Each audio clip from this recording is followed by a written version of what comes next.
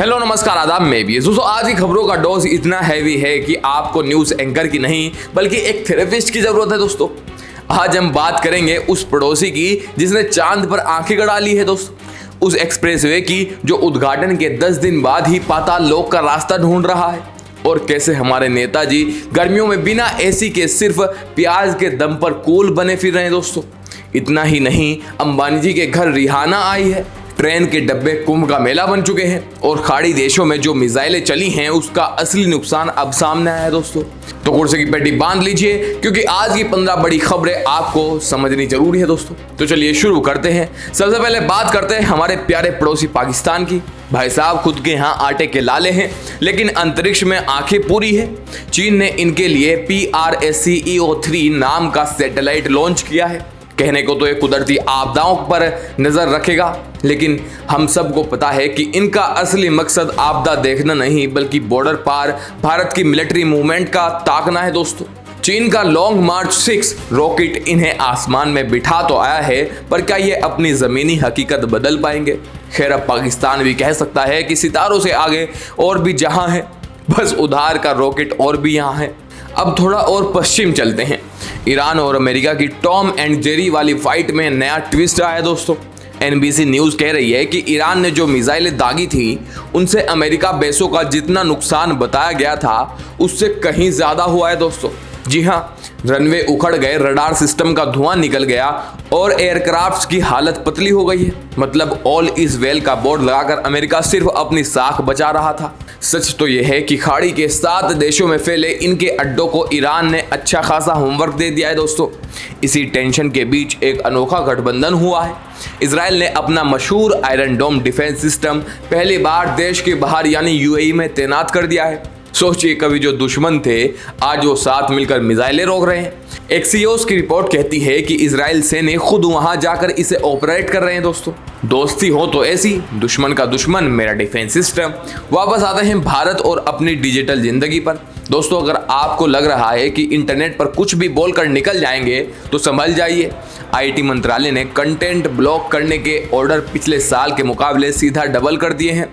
इसमें 60% गाज तो अकेले X यानी ट्विटर पर गिरी है। वजह यह है कि डीप फेक, आपत्तिजनक पोस्ट और AI का गलत इस्तेमाल। सरकार कह रही है कि वो सफाई कर रही है, पर जनता सोच रही है कि ये सफाई है या डिजिटल कर्फ्यू। संभल कर टाइप कीजिए दोस्तों, कहीं अगला नंबर आपके हैंडल का ना हो। अगली खबर उन लोगों के लिए जो रोड ट्रिप के शौकीन हैं। दोस्तों 14 अप्रैल को दिल्ली देहरादून एक्सप्रेसवे का बड़े शान से उद्घाटन हुआ, लेकिन 10 दिन के भीतर ही ये सड़क पर ऐसा गड्ढा नजर आ रहा है दोस्तों, जिसे देखकर लोग पूछ रहे हैं कि ये एक्सप्रेसवे है या स्विमिंग पूल का आधा काम। गुलजार मलिक नाम के यूजर ने इसका वीडियो क्या डाला, सोशल मीडिया पर क्वालिटी को लेकर बहस छिड़ गई है। अभी तक NHAI ने चुप्पी साधी हुई है। शायद वो ढूंढ रहे हैं कि ये गड्ढा सड़क पर है या सिस्टम में।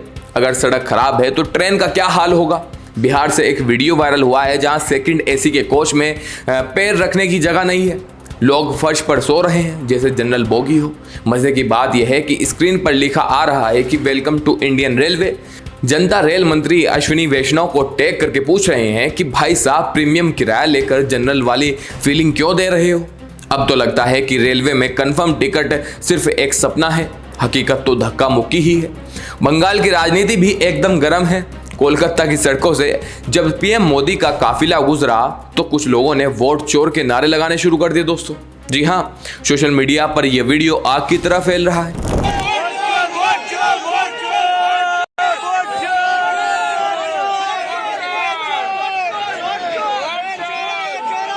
बंगाल में BJP के खिलाफ ये जो लहर है वो चुनावी नतीजों में क्या रंग लाएगी दोस्तों, ये तो वक्त बताएगा।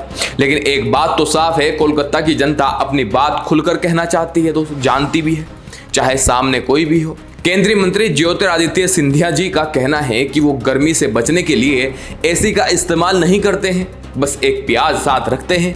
गाड़ी में एयर कंडीशन चलती है, AC के वातावरण में बैठता हूँ। जून के माह में 51 डिग्री भी होगा तो सिर के ऊपर पट्टा लगाओ, पॉकेट में प्याज डालो। वाह क्या सादगी है। बस छोटी सी दिक्कत यह है कि वो जिस जय विलास पैलेस में रहते हैं उसमें 400 कमरे हैं और सैकड़ों AC लगे हैं। उनकी गाड़ियों और ऑफिस में भी हाई एंड AC हैं। अब जनता पूछ रही है कि क्या ये प्याज वाला नुस्खा सिर्फ गरीबों को बहलाने के लिए है? मंत्री जी, प्याज से लू तो बच सकती है पर जनता के तीखे सवालों से बचना मुश्किल है। अब बात करते हैं एक ऐसी खबर की जिससे आपकी जेब पर सीधा असर पड़ेगा। भारत और न्यूजीलैंड ने एक ऐतिहासिक फ्री ट्रेड एग्रीमेंट साइन कर लिया है। अब होगा ये कि न्यूजीलैंड को होने वाले 100% भारतीय एक्सपोर्ट पर कोई टैक्स नहीं लगेगा और वहां से आने वाले 95% सामान पर छूट भी मिलेगी दोस्तों। पीयूष गोयल जी और न्यूजीलैंड के मंत्री टॉड मैकले ने इसे रिकॉर्ड 9 महीने में फाइनल कर दिया है। तो दोस्तों, अब कीवी फल से लेकर ऊनी कपड़ों तक सब कुछ सस्ता होने की उम्मीद है। व्यापार बढ़ेगा तो शायद रोजगार भी बढ़ेगा, बस यही दुआ है। व्यापार से अब सीधा चलते हैं अंबानी जी के घर एंटीलिया। वहां हॉलीवुड स्टार रिहाना पधारी हैं दोस्तों। एक तरफ तो वो बड़े प्यार से गाय को चारा खिलाती नजर आई हैं, लेकिन इंटरनेट की चील जैसी नजरों ने कुछ और ही पकड़ लिया दोस्तों। जिस हाथ से वो गाय को चारा खिला रही थी, उसी हाथ में उन्होंने काउ हाइड यानी गाय की खाल से बना बैग पकड़ा हुआ था। अब लोग पूछ रहे हैं कि ये श्रद्धा है या सिर्फ फोटोशूट। इसे कहते हैं हाथी के दांत खाने के और दिखाने के। और अंबानी जी के पास तो लीगल पैसा है, लेकिन कुछ लोग ऊपर की कमाई में लगे हैं दोस्तों। पंजाब के पूर्व डीआईजी हरचरण सिंह भुल्लर के 11 ठिकानों पर ईडी ने सुबह सुबह रेड मार दी। पिछले साल जब ये गिरफ्तार हुए थे तो 8 लाख की रिश्वत का मामला था, पर छापेमारी में 7 करोड़ से ज्यादा कैश निकला। सोचिए, एक पुलिस ऑफिसर के पास इतना कैश। चंडीगढ़ से लेकर लुधियाना तक हड़कंप मचा है दोस्तों। अब डीआईजी साहब को समझ आ रहा होगा कि रिश्वत का पैसा हजम करना इतना आसान नहीं होता।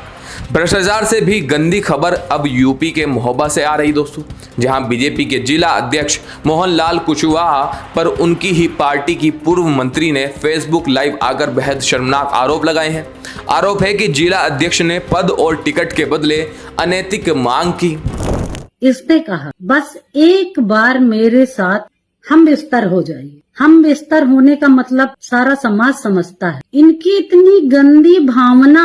हालांकि अध्यक्ष जी ने इन आरोपों को मनगढ़ंत बता रहे हैं दोस्तों, लेकिन राजनीति के गलियारों में जो कीचड़ उछला है ना दोस्तों, उसने साफ कर दिया है कि सिस्टम के भीतर महिलाओं के लिए लड़ाई अभी बहुत लंबी है।